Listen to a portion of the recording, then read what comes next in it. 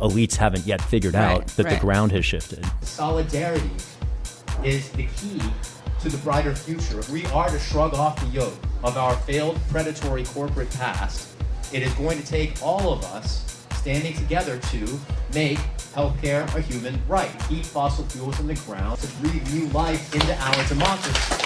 Not willing to let resistance be reduced to a marketing slogan for a corporate political party that is going to be complicit in the aggrandizement of the executive branch and the fleecing of the American people. I know what resistance is, and what Speaker Pelosi is offering us is nothing of the sort. There is a global movement inspired by Bernie Sanders here because they recognize that in the land of neo-imperial resource plunder with a military-industrial complex that has been relentlessly warring on the world for generations, a voice is emerging to place human rights at the center. We, the people of the earth, need to restrain the climate crisis. When we stand together, there is nothing that we cannot accomplish. We can't wait. We can't wait anymore. We can't wait for change. Basically tired of waiting for corporate Democrats to show up for work. We're going to be talking about surveillance versus democracy in America and the particular warning that was issued to us 65 years ago this January.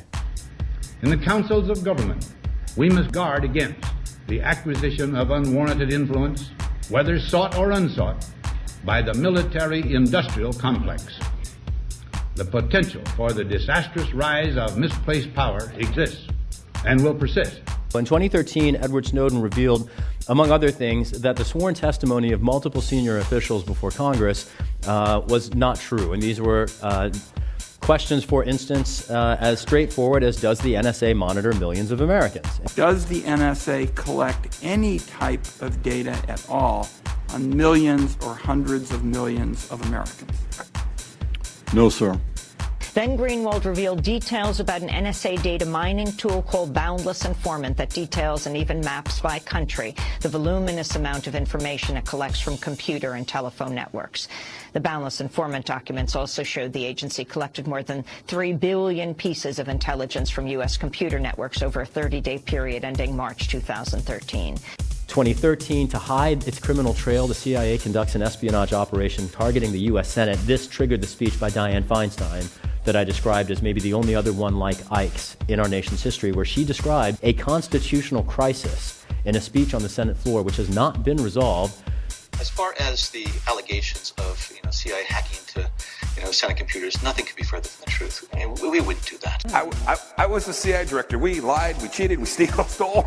It was like we had entire training courses.